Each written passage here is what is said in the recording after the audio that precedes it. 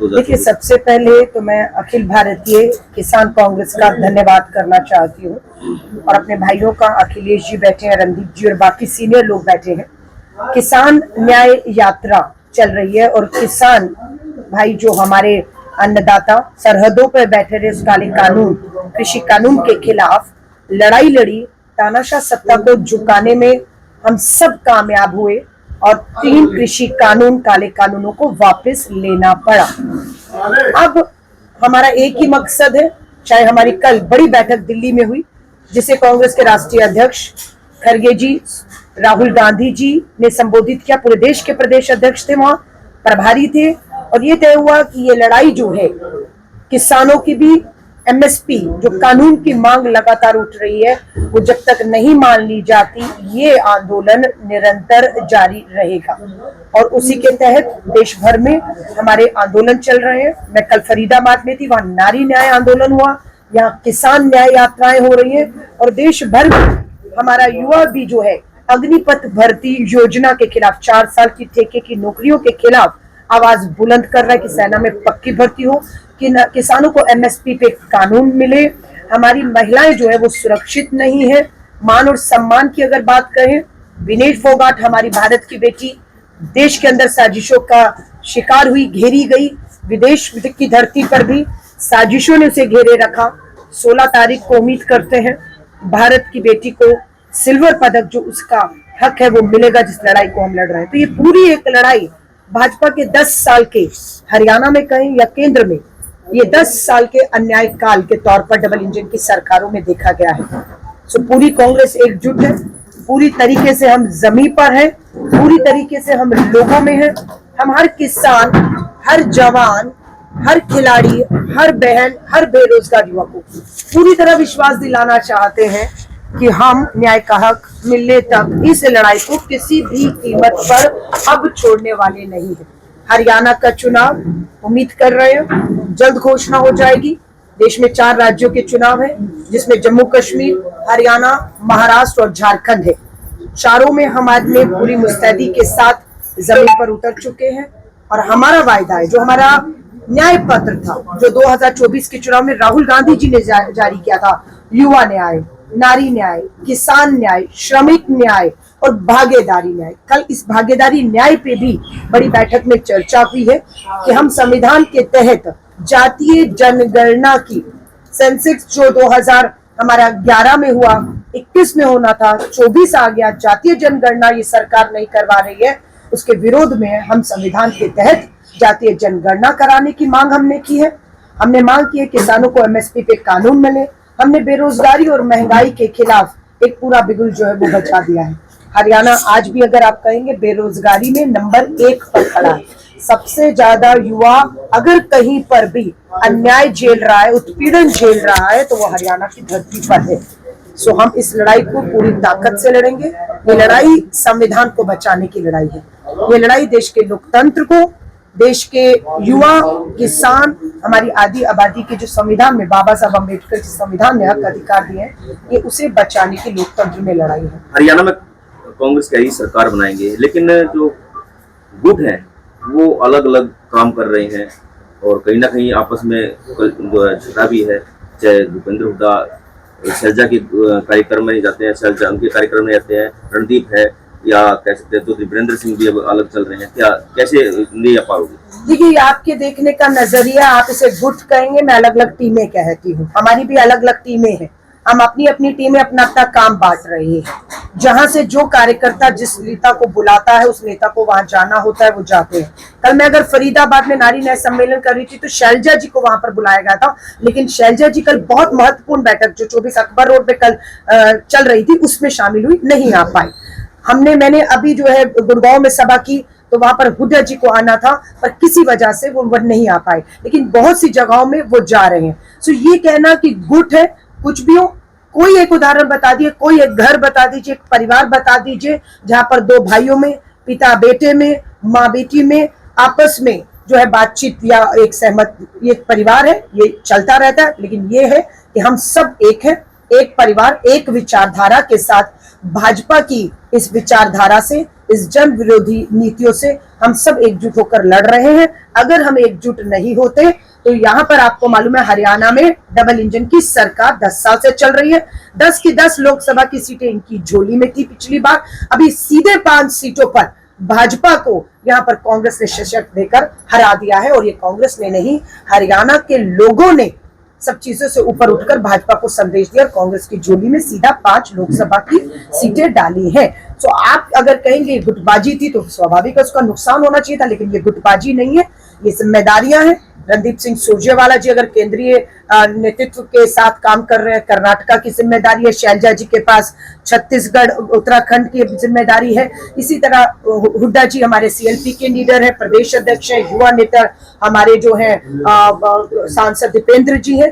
तो 5 सांसद और हैं हमारे जो है मौलाना जी के, जो हमारे सांसद अंबाला से बने, सब लोग हम लोग एक साथ एकजुट होकर पूरी तरह से हरियाणा के लोगों को भरोसा दिला रहे हैं कि आपने ये लोकसभा चुनावों में ये तय किया है कि भाजपा की कुशासन की तानाशाह सरकार को उखाड़ फेंकना है, जिसके लिए आप हमारे साथ आ रहे हैं। मैं हरियाणा की जनता को विश्वास दिलाती हूँ, कांग्रेस आपको निराश नहीं होने देगी। आप इस लड़ाई को मजबूती से हर मोर्चे पर एकजुट होकर लड़ेंगे और जीतेंगे।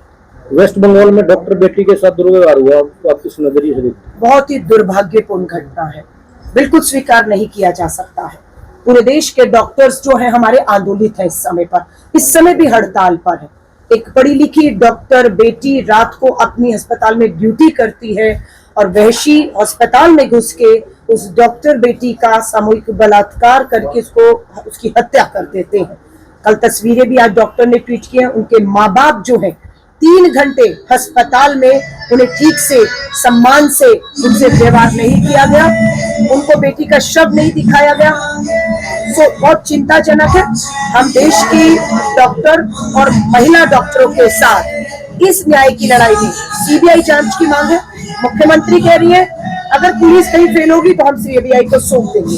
हम कहते हैं कि डॉक्टरों की मांग है सीबीआई को सौंपी जाए, और हम कहते हैं ये जांच सीबीआई या डॉक्टरों की जो भी मांग है, सबसे बड़ी बात है बुजुर्ग माँ बाप न्याय मांग रहे हैं अपनी उस बेटी के लिए, उन्हें न्याय मिलना चाहिए। सीबीआई की अगर बात करें तो मैं फिर भी कहूंगी सीबीआई के रिकॉर्ड भी हमें खंगालने होंगे कि जो जांचें सीबीआई को सौंपी गई, क्या सीबीआई ने समय रहते उन जांचों को पूरा करके दोषियों को पिछले 10 साल में फांसी के तख्तों पर झुलाया है, वो लिस्ट भी देखी जानी चाहिए। लेकिन न्याय के नाम पर, जांच के नाम पर एक विभाग से दूसरे विभाग की पुलिस नहीं, सीबीआई नहीं, ईडी नहीं ये करेगा, लेकिन सिर्फ फाइलें घूमती है, न्याय नहीं मिलता। लेकिन जो कुछ भी हुआ दुर्भाग्यपूर्ण है और पूरे देश में महिलाओं से जो घटनाएं हैं वो बढ़ चुकी है। साक्षी मलिक, दिनेश फोगाट जैसी बेटियां न्याय मांगती रही, यौन उत्पीड़न के खिलाफ टिकटें मिलती है उन्हीं अपराधियों को। आप प्रज्वल रेवन्ना कर्नाटक में प्रधानमंत्री जी टिकट देते, प्रचार प्रसार देते हैं। हमने भी ठान ली थी कि प्रज्वल रेवन्ना को हरा के मानेंगे और हमें खुशी है प्रज्वल रेवन्ना हारे हैं। हमें खुशी है ब्रजभूषण के टिकट काटने पर भाजपा को हमने मजबूर किया, वो टिकट कटती है और हमें पूरी उम्मीद है हमारे देश की हर बेटी, हरियाणा की देश की, उसको न्याय मिलेगा। अगर शैलजा को मुख्यमंत्री बनाया तो आपका क्या स्टैंड है? देखिए मैं फिर कहूंगी, मैं दिल्ली से आती हूँ, छोटी सी कार्यकर्ता हूँ, मुझे ये हक नहीं कि हरियाणा का फैसला मैं आके करूं कि कौन विधायक होगा, कौन मुख्यमंत्री होगा, कौन मंत्री होगा। ये अधिकार हरियाणा के लोगों का है और हरियाणा के लोग समय के साथ चुनावों की आचार संहिता लगेगी, चुनावों की घोषणा होगी, पार्टियां उम्मीदवार तय करेंगी, हर उम्मीदवार अपने क्षेत्र में जाएगा, जनता वोट देके विधायक चुनेगी, विधायक बैठकर विधायक दल की मीटिंग में अपना नेता चुन लेंगे और जो नेता चुना जाएगा वो सबको स्वीकार्य होगा, शीर्ष नेतृत्व से लेकर कांग्रेस के कार्यकर्ता को। इस समय लड़ाई कौन मुख्यमंत्री होगा इसकी कतई नहीं है। इस समय लड़ाई हरियाणा के लोगों की है, किसानों की है, बेरोजगार युवाओं की है, सरहद पे खड़े जवानों और आदि आबादी की लड़ाई है, जिसपे कांग्रेस पूरी जान लगा रही है। आने वाले समय में श्री राहुल गांधी जी, प्रियंका गांधी जी, मल्लिकार्जुन खड़गे साहब, हमारे शीर्ष नेतृत्व आपको हरियाणा की इस धरती में हरियाणा के लोगों को ताकत देते हुए, उनके मुद्दे जो हाशिए पे चले गए हैं उन्हें केंद्र में लाते हुए आपको दिखेंगे। आप दिल्ली से हैं, दिल्ली में आम आदमी पार्टी की सरकार है, हरियाणा में भी जो आम आदमी पार्टी जो है सरकार बनाने का दावा कर रही है, तो किस तरह देखते हैं आप? देखिए मैं फिर कहूंगी, हमने यहाँ पर अलायंस किया, दिल्ली में अलायंस किया, पंजाब में हमने अलायंस नहीं किया। मेरा निजी तौर से मानना है कि आम आदमी पार्टी से अलायंस का कांग्रेस को फायदा नहीं नुकसान हुआ है। हमने पंजाब में अलायंस नहीं किया, हम 13 में से 7 सीटें अपने दम पर जीत गए वहां पर। हमने दिल्ली में अलायंस किया, 4 सीटें आम आदमी, 3 हम लड़े। आम आदमी अपनी भी 4, जहां उनके 40 विधायक और कम से कम नहीं तो 100 के करीब उनके पार्षद हैं, वो अपनी भी 4 लोकसभा सीटें पूरी तरह हारते हैं। हरियाणा में हमने कुरुक्षेत्र सीट पर उनसे गठबंधन किया, हमने 5 जीती, वो अपनी एक भी गठबंधन के बाद भी नहीं जीत पाए। सो मुझे लगता है ये फार्मूला जो है हमारा, आम आदमी पार्टी गुजरात में भी हमने भरूच की एक सीट दी थी, वहां पर भी बुरी तरह हारे। सो मुझे नहीं मालूम अब राज्य के चुनाव में क्षेत्रीय नेतृत्व शीर्ष नेतृत्व के साथ लगातार बैठकें दिल्ली में हो रही है, तय करेगा क्या होना क्या नहीं। सवाल ये नहीं था कि समझौता हुआ, हरियाणा में भी जो है वो दावा कर रहे हैं कि आम आदमी पार्टी की सरकार बनने जा रही है। मैंने फिर कहा, उनके दावों की पोल खुली या नहीं खुली, आम आदमी पार्टी का पंजाब कहे, दिल्ली कहे या हरियाणा में कहीं कोई अस्तित्व नहीं है। क्षेत्रीय चुनाव है, क्षेत्रीय चुनाव में दिल्ली के अंदर भी चुनाव है, 6 महीने में दिल्ली की सत्ता वो बचा ले, यही बहुत होगा। हरियाणा में मुझे नहीं लगता, लोकसभा की सीटों पे एक सीट पे भी लोगों ने उन्हें नकारा है। यहाँ पर मुझे, जहां तक मेरा निजी मामला है, मैं आज कार्यकर्ताओं से मिल रही हूँ, कल भी फरीदाबाद और बहुत हरियाणा में गई हूँ। कांग्रेस अपने दम पर हरियाणा की 90 की 90 सीटें लड़ने में, जीतने में, अपने दम पर बहुमत की सरकार बनाने में पूरी तरह से इस समय सक्षम है। मैडम, जिस तरह एक पीएम को भी भर्ती करते हैं, उसका टेस्ट दिया जाता है, क्या नेताओं का इसी तरह टेस्ट नहीं होना चाहिए? किस चीज का टेस्ट? Political eligibility test. ये इम्तिहान जनता लेती है, हर 5 साल बाद देती है। और अब जनता की अदालत में नेता खड़ा होता है, जनता अपना एक एक वोट मतलब एक एक नंबर दे रही है उन्हें, और जिसके पास नंबर अधिक होते हैं वो पास हो जाता है। तो ये इम्तिहान ही, और ये इम्तिहान में अब हरियाणा के जो हमारी सरकार 10 साल से चल रही है, खट्टर जी रहे मुख्यमंत्री, इतना उनके खिलाफ एंटी इनकम्बेंसी था, पता था इस लोकसभा में अगर ये बदलाव ना करते तो 10 की 10 सीटें हारती भाजपा, लेकिन 5 हारी। लेकिन मुख्यमंत्री बनकर जातीय कार्ड खेल दिया कि अब जाति के नाम पर आ जाएगा, क्योंकि काम तो कुछ किया नहीं, जाति के नाम पर मुख्यमंत्री बनाते पर जातीय जनगणना से आप भागते हैं। हम भी तो ये कह रहे हैं, जातीय जनगणना कराइए। हरियाणा में जिसकी जितनी आबादी, देश में जितनी जिसकी आबादी है, संविधान के तहत उसे उसका उतना अधिकार सरकारी नौकरियां हो, प्रशासन हो, शिक्षण संस्थाओं में मिलनी चाहिए। अभी आपने जाति का जिक्र करा, कोई भी फॉर्म भरते उसमें जाति का कॉलम होता है, क्या जाति हटाकर भारतीय नहीं दिखना चाहिए? फिर आपसे नंबर भी कम लगते, कोई बात नहीं। मैं फिर आपसे कह रही हूँ, जाति धर्म आधार कार्ड खेलकर वोट लेना से किसी का लाभ नहीं हो। लेकिन हाँ, इस देश में जातियां हैं, इस देश में धर्म है, और हर कोई, हर जाति, हर धर्म भाईचारे, सद्भावना का संदेश देता है, और हर जाति, हर धर्म संविधान का सम्मान करता है। हम उस संविधान के तहत जातिगत जनगणना जो 2011 में हुई, 21 में होनी थी, हर 10 साल में होती है, नहीं हुई, हम कहते हैं वो करवा दीजिए। और जिसकी जितनी आबादी है, दलित, आदिवासी, ओबीसी, अति पिछड़ा वर्ग, ब्राह्मण है, अपर कास्ट, लोअर कास्ट, जो भी आप कहते हैं, सबको एक बार ले आइए ना सामने कागजों पर। हमें लगता है कि बहुत से लोगों का हक अधिकार केंद्र की भाजपा सरकार मार रही है, उनका हक हम दिलाने की बात कर रहे हैं।